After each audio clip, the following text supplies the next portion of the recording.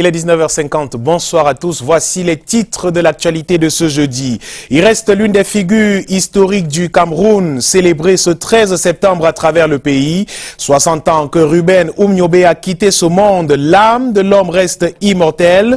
Celui qui œuvra pour l'indépendance du Cameroun est aujourd'hui magnifié dans un contexte où la question de son héritage continue d'occuper les esprits. Un autre qui a eu droit à une messe digne de son rang ce jour à Douala, c'est le patriarche Joseph Kadji. Le président du Sénat, Marcel Nyadji Fendi, représentant du président de la République, prend part à ses obsèques officielles dont l'apothéose est prévue samedi prochain à Bana.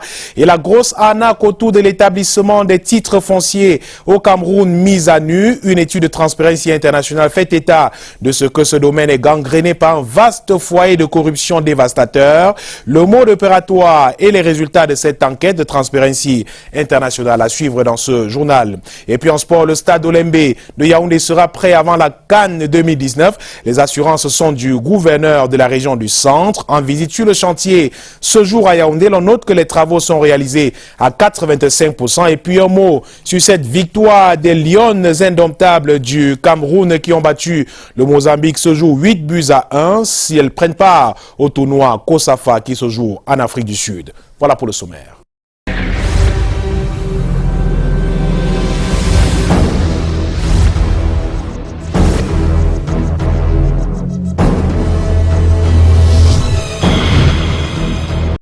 Bienvenue au 19h50, nous vous le disions en titre, 60 ans après la mort de Ruben Oumniobé, l'Union des populations du Cameroun s'en souvient. On a assisté ce jour à Douala à un meeting de clôture d'une semaine d'activité consacrée aux martyrs. L'Union des populations du Cameroun, conduite par Robert Bapo-Lipo, qui a profité de cette rencontre pour réitérer son vœu pour la paix et la cohésion sociale au Cameroun. Le reportage de Patrick Ngwanya et Guy Fotso. La clôture d'une semaine d'activité dédiée aux martyrs Ruben Oumniobé, Félix Moumié, Albert Kingé, Oséné Afana et les autres est organisée ce jour au rond-point Commando à Douala. Ce qui reste de Ruben Oumniobé, c'est l'attachement des Camerounais à la sauvegarde de la souveraineté de notre nation.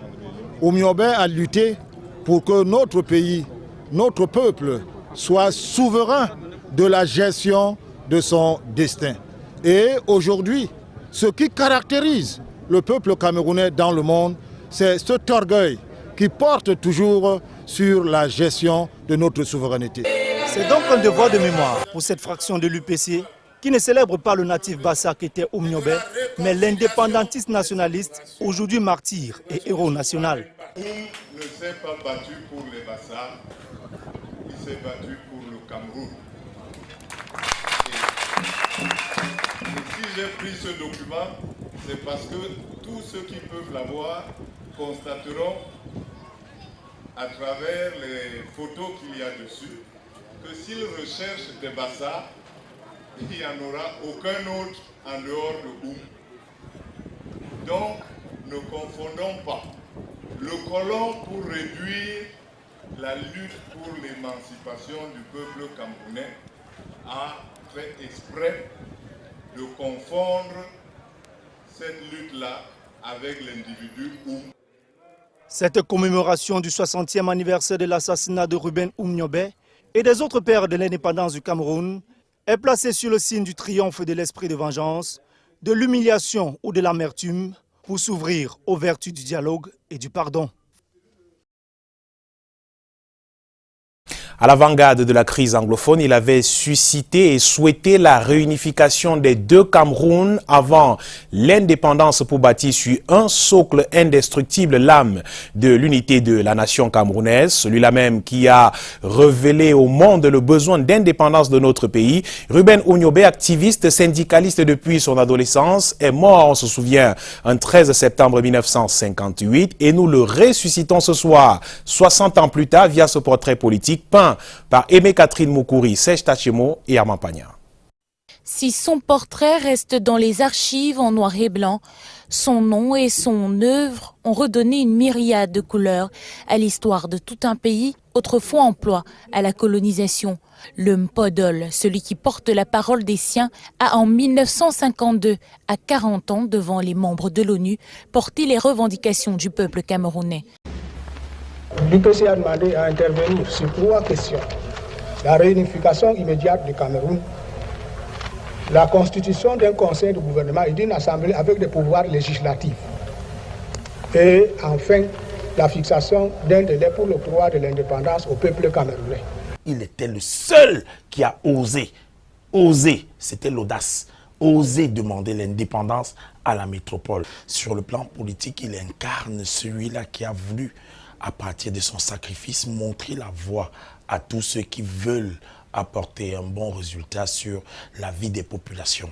Raison pour laquelle, en 1952, son discours aux Nations Unies n'avait qu'un seul objectif, celui d'apporter le bien-être.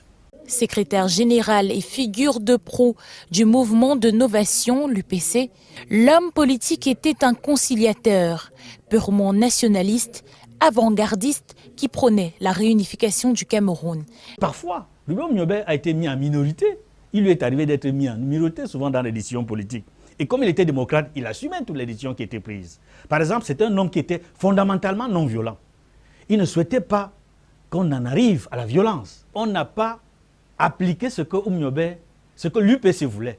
Parce qu'il me semble que si, à l'époque, l'ONU avait compris le message de l'UPC, c'est-à-dire, il y aurait d'abord eu la réunification et ensuite l'indépendance. On n'aurait pas connu la crise anglophone. Engagé en politique à 17 ans et assassiné un 13 septembre à 45 ans, cueilli dans le maquis par l'armée française, il était la dernière carte et la plus importante d'un jeu de révolutionnaires à abattre. Sa cape de patriote aura survécu au treillis qui a pris sa vie, mais pas son âme, qui hante en se lamentant ou en joie le vivier politique parfois trop moribond pour son combat sage. Le Cameroun par les Camerounais, pour les Camerounais, répète-t-il alors en sillonnant le pays à pied, à vélo. Et on l'a suffisamment dit, il fait partie des figures historiques de l'histoire post- et pré-indépendance du Cameroun. Si on doit reconnaître que depuis quelques années, sa stature de héros national gagne en sympathie dans l'opinion publique, il reste néanmoins difficile de voir dans le quotidien et les actes des hommes politiques camerounais un engagement aussi téméraire que cette icône du nationalisme camerounais. Patrick Christian d'abord, question ce soir, la place et l'usage que nous faisons de l'héritage de ce monument de notre histoire. L'évocation du nom de Ruben Oumniobé dans l'espace public camerounais suscite respect ou indifférence selon les générations, les époques ou les considérations politico-administratives. À la vérité, quel que soit le bord par lequel l'histoire politique du Cameroun est retransmise, la place historique de Oumniobé ne saurait souffrir d'une quelconque méconnaissance. Une place indéniable du fait de son élan patriotique et nationaliste, mais surtout par l'exemple d'engagement et de témérité qui a marqué son parcours politique, nonobstant le dilemme historique sur la question du maquis.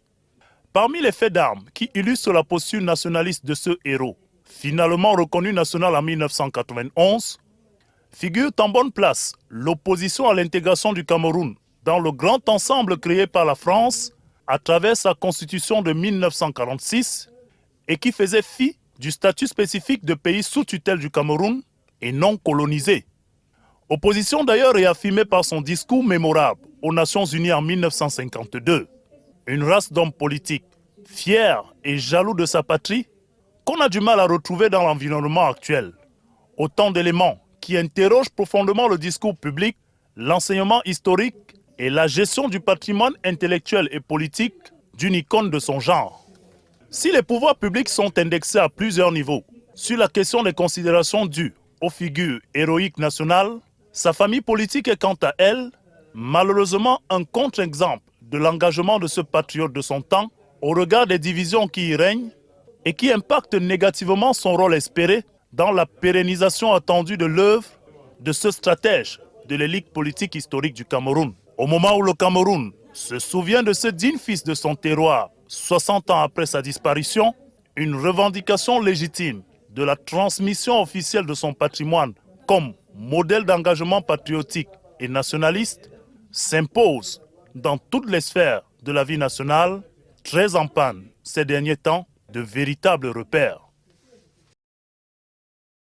Dans l'actualité également ce soir, il y avait du beau monde très tôt ce matin à la cathédrale Saint-Pierre et Paul de Douala pour la messe pontificale liée à la célébration de la vie de foi Toula, Kadji de Fosso Joseph, à l'opérateur économique et homme politique. La nation dit toute sa reconnaissance. Le chef de l'État a été représenté à cette messe par le président du Sénat, Marcel Nyadji-Fendi, Lil Piedjou et Martin Luther Djemoui en prit part. À événement exceptionnel, dispositif exceptionnel. Il est un peu plus de 10h50 lorsque la dépouille du patriarche Joseph Kadji de Fosso fait son entrée à la cathédrale Saint-Pierre et Paul de Douala ce jeudi matin pour la messe pontificale d'action de grâce. Monseigneur Samuel Cléda procède au rituel religieux avant la messe proprement dite en la mémoire de l'un des pionniers du monde des affaires camerounais. Pour notre pays, prions que nous ayons des bâtisseurs comme Papa Kadji. Il a fallu du temps. C'est une phrase forte que le père Kadji va prononcer quand il sort sa première bière, la Kadji bière. Et pour dire que le processus de la vie est long, surtout quand on veut la parfaire. Dans sa prédication, l'archevêque métropolitain de Douala rappelle que dans la vie comme à la mort, nous appartenons au Seigneur. Chants, louanges et prières ont été élevés vers le Très-Haut pour célébrer la vie de ce capitaine d'industrie qui laisse un prodigieux héritage que les enfants sont appelés à fructifier davantage. C'est quelqu'un qui a bâti un empire et il a fait son devoir. Maintenant, il reste à sa descendance de continuer à perpétuer son nom. Un géant de l'économie camerounaise qui nous quitte, qui laisse une grande histoire et nous espérons que sa descendance pourra suivre. Il aura fallu pas moins que des obsèques officielles décrétées par le chef de l'État pour exprimer la reconnaissance de la nation. Pour Joseph Kadji de Fosso, le chef de l'État était représenté ici par le président du Sénat, Marcel Nyadji-Fendi. Le patriarche va rejoindre ses ancêtres samedi à Bana, son village natal, qu'il a vu naître il y a 95 ans.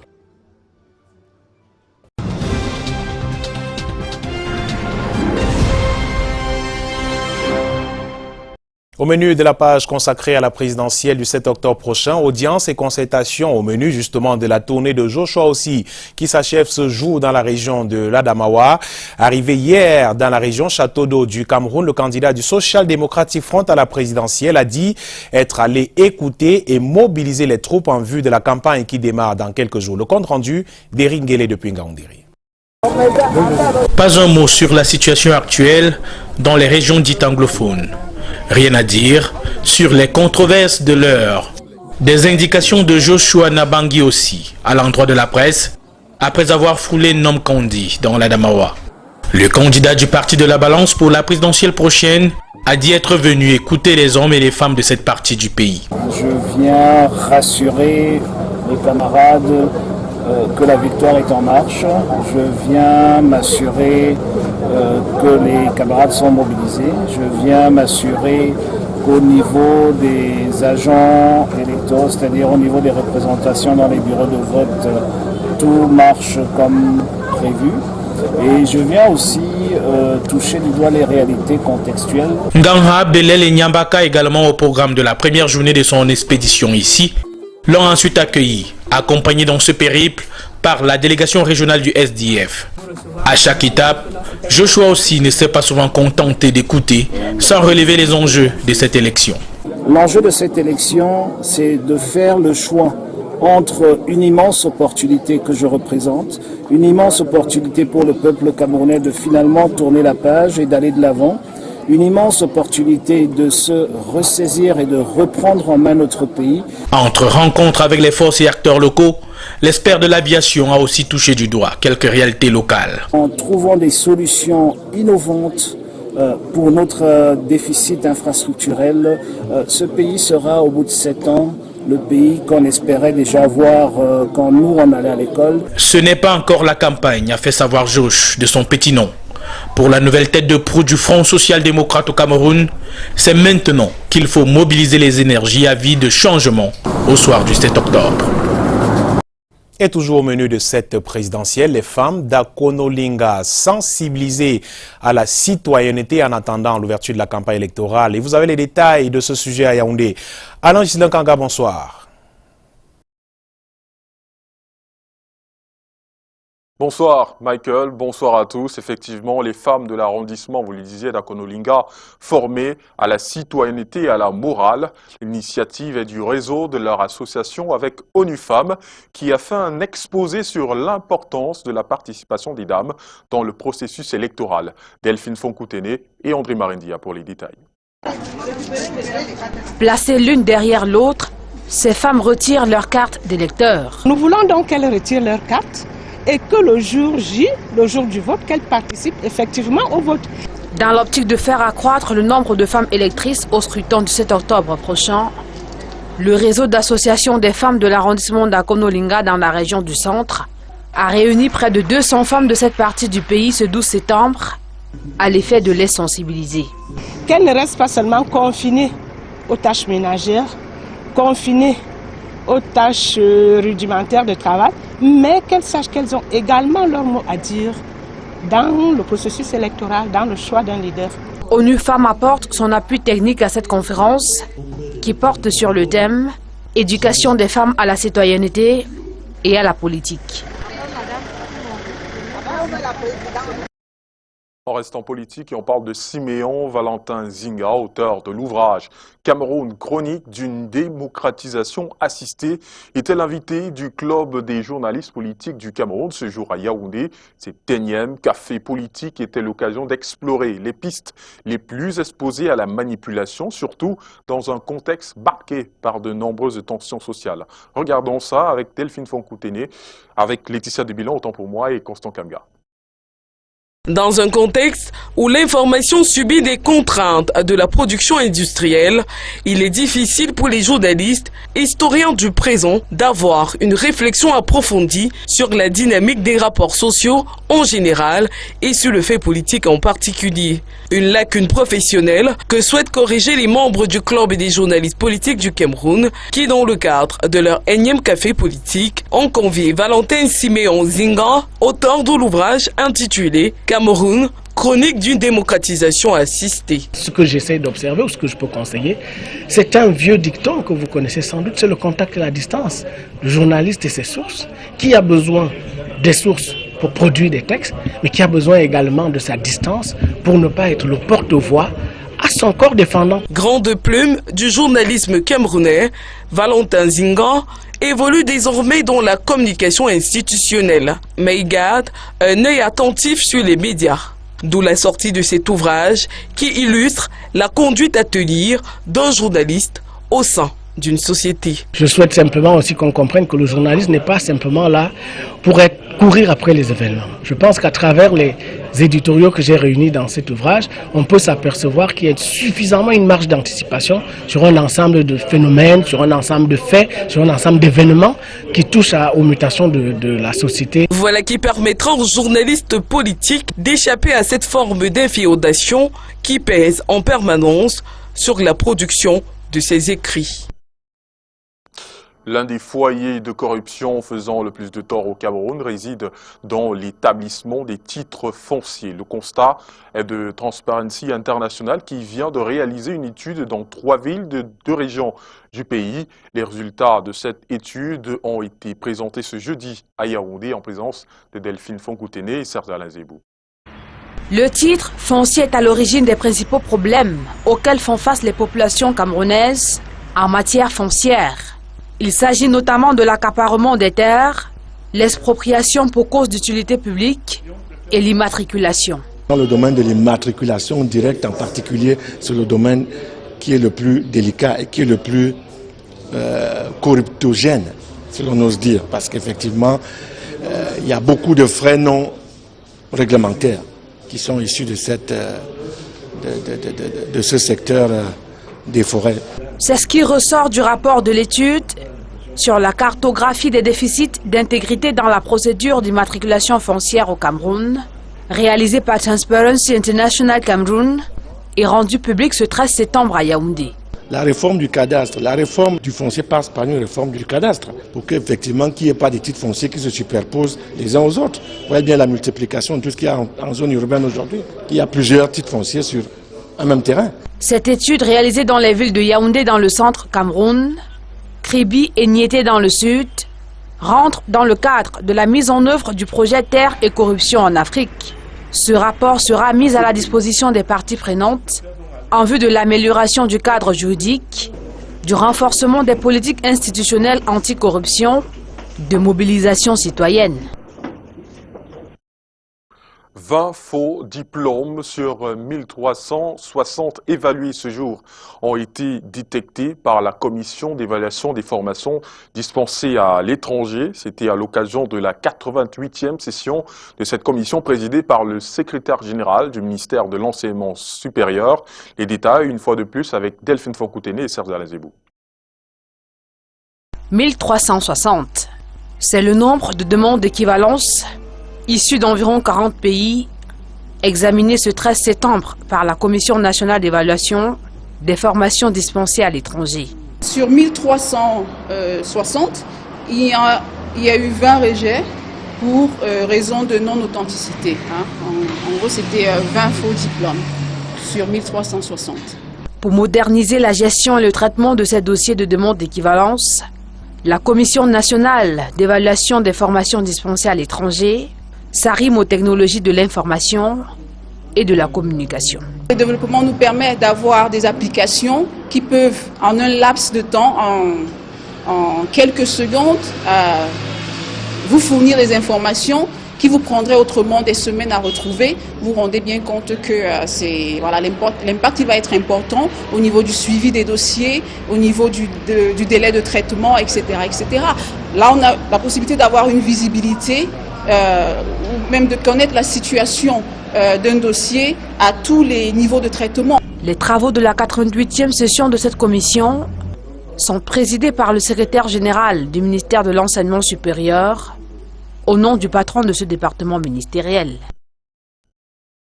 La section administration des affaires sociales de retour après 16 ans de suspension à l'école de l'administration et de la magistrature vient de livrer sa toute première cuvée baptisée Solidarité africaine. La sortie de ces experts s'est déroulée en présence de plusieurs membres du gouvernement, parmi lesquels la ministre des Affaires sociales, marraine de cette promotion, Karel Mesatachouya et Luc Vondo. C'est la toute première cuvée d'inspecteurs des affaires sociales que livre l'INAM ce 13 septembre, après près de 16 ans de suspension. Nom de baptême de cette promotion de l'année académique 2016-2018, Solidarité africaine. Une nouvelle génération d'experts en ingénierie sociale, célébrée de la plus belle des manières. Les aînés académiques passent le témoin à leurs cadets, sous le regard des membres du gouvernement et du top management de l'école. Illustration de la sollicitude constante du chef de l'État à l'endroit de la jeunesse. Nous sommes vraiment très honorés parce qu'il a donné son haut accord pour la réouverture de la section administrative. Je voudrais vraiment exprimer tous mes encouragements aux inspecteurs des affaires sociales qui sortent aujourd'hui parce qu'ils devront faire montre de beaucoup de professionnalisme. La mission est grande. Ces désormais fonctionnaires en sont conscients. Tous s'engagent à mettre leurs compétences au service de toutes les administrations en quête de performance et d'efficacité. Nous allons appliquer toute l'expertise que nous avons engrangée ici. Pour relever tous les défis auxquels ils seront confrontés, ils doivent être à l'image de leur marraine. C'est une recommandation du directeur général. Vous devez être reconnaissante durant toute votre carrière que nous souhaitons brillante. Linus Toussom Ndjana a lui-même reçu une distinction honorifique et de reconnaissance du ministère des Affaires sociales pour les efforts consentis à la promotion de cette première cuvée de la section Administration des Affaires sociales de l'École nationale d'administration et de magistrature.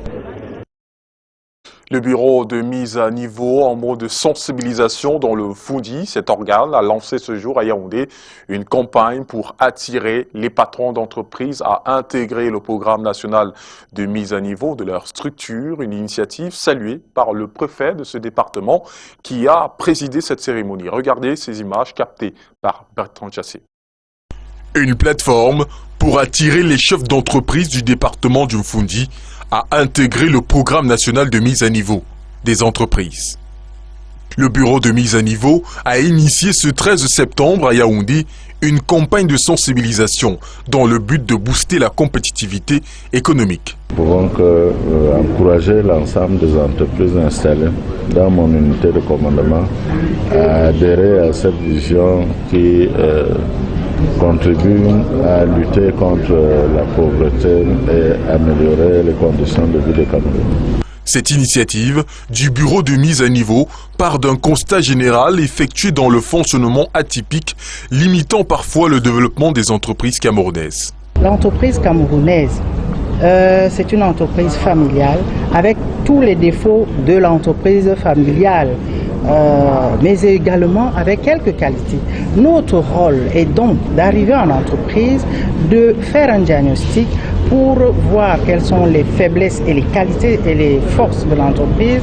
Et de ces faiblesses, nous proposons des solutions dans un plan de mise à niveau ou business plan. Et la mise à niveau d'une entreprise n'intervient qu'au terme d'un processus allant entre 1 et 3 ans. Sur les 500 entreprises qui ont déjà frappé à la porte du bureau de mise à niveau, 300 respectent les critères fixés par le gouvernement. En sport, les travaux du complexe sportif de Lembe, l'un des sites devant abriter la Coupe d'Afrique des Nations en 2019, avancent à grands pas. Pour le stade, le taux d'avancement est estimé à 85%. Les gros œuvres sont presque terminées et l'heure est à la réalisation des travaux secondaires. Constat fait par le gouverneur de la région du Centre qui a effectué une visite d'évaluation. Ardon Guefak et André Marindia. Voici l'ouvrage qui se dessine. La cuvette est déjà presque constituée. Le gros œuvre du complexe sportif de Lembe à Yaoundé se peaufine. La structure acier et béton est terminée. Pour la toiture, on a quasiment achevé. Il reste encore 3 jours de travail sur ce qu'on appelle l'anneau extérieur. Sur le chantier, ingénieurs et ouvriers se grouillent en même temps que les grues tournent au rythme de la pression. La tribune présidentielle commence à dévoiler son charme. La pépinière bien éclatante de son vert gazon. Le stade annexe est en élévation audacieuse. Les travaux de plomberie et du câblage sont au pic de l'activité. Tout ça, ça travaille en même temps, en parallèle et sur l'ensemble du stade. Ce jeudi, le gouverneur de la région du Centre conduit le comité local site pour l'inspection. À moins de 4 mois de l'échéance. Une satisfaction certaine, mais il reste et il demeure que Pichini doit redoubler encore d'efforts pour pouvoir donc terminer, livrer son chantier en décembre. Optimisme bien affiché quant à la tenue de la Coupe d'Afrique des Nations au Cameroun. Réponse froide aux détracteurs. Comme des détracteurs pensent que nous ne serons pas à mesure d'accueillir ces championnats, nous voulons démontrer que chose dit, c'est chose fait. C'est ça la politique du chef de l'État. Livraison le 31 décembre 2018. 3 mois, 17 jours, bien comptés. Et la suite, c'est avec la COSAFA et les Lions Indomptables qui font une entrée tonitruante dans la compétition et on en parle avec vous, Michael Tipio. Bonsoir. Bonsoir Alain. Effectivement, depuis ce 12 septembre, les Lions Indomptables prennent part au tournoi COSAFA en Afrique du Sud. Dans la poule B, l'équipe de Joseph Ndoko a démarré de la plus belle manière en écrasant littéralement son adversaire du jour, le Mozambique. Tenez-vous tranquille, 8-1. Aimé Catherine Moukouri, Marc Chouamo et Joseph Fouapon nous en disent plus justement au sujet de cette rencontre. Les Lions Indomptables ont rugi au stade Wolfson à Port-Elizabeth. La bande Ngonomani a signé une entrée fracassante au tournoi de football féminin des fédérations de football d'Afrique australe en mitraillant par 8-1 son adversaire, le Mozambique. Logés dans la poule B, les pouliches de Joseph Ndoko ont maîtrisé leur challenger dès la 5e minute avec le but de Raïssa Mbappé. À la 25e minute, Christiane P, meilleure buteuse de la rencontre, ajoute un autre point au compteur. Si après la première mi-temps, le Mozambique a pu réduire le score à la 53e minute, s'appuyant sur une bourde de la gardienne de but camerounaise, c'était sans compter sur la hargne de Raïssa Mbappé qui réplique à la 54e minute et signe son deuxième but. Et là, la pluie de buts a démarré. 58e minute, Teresa Benascor. À la 71e minute, le milieu de terrain Meyom Menene saisit sa chance, suivi immédiatement de Christiane P. 4 minutes plus tard. Elle marquera le dernier but de ce duel à la 89e minute. Un hat-trick pour la sociétaire de Louvre-Mimprof, finaliste de la Coupe du Cameroun. Meyom Menene, pour sa part, s'en sort avec le titre de joueuse du match. Le score de cette rencontre rappelle les débuts des Lions indomptables au Mondial canadien en juin 2015. Pour le coach Joseph Ndoko, c'est la première rencontre sous son aire au cours de laquelle les Lions encaissent un but. Ce tournoi servira aux Lions de préparation à la CAN 2018. Samedi prochain, elles affronteront la Zambie, un autre pays engagé dans cette compétition à venir. Et toujours en sport, cette fois en natation, la Fédération camerounaise de natation a désormais un président national. Il a été dévoilé le week-end dernier à Douala lors d'une assemblée générale extraordinaire où il a obtenu un suffrage de 100%. Ce dernier vient ainsi mettre fin à une vacance qui aura duré près d'une année à la tête de cette fédération. Alex Lembe et Henri Chinda.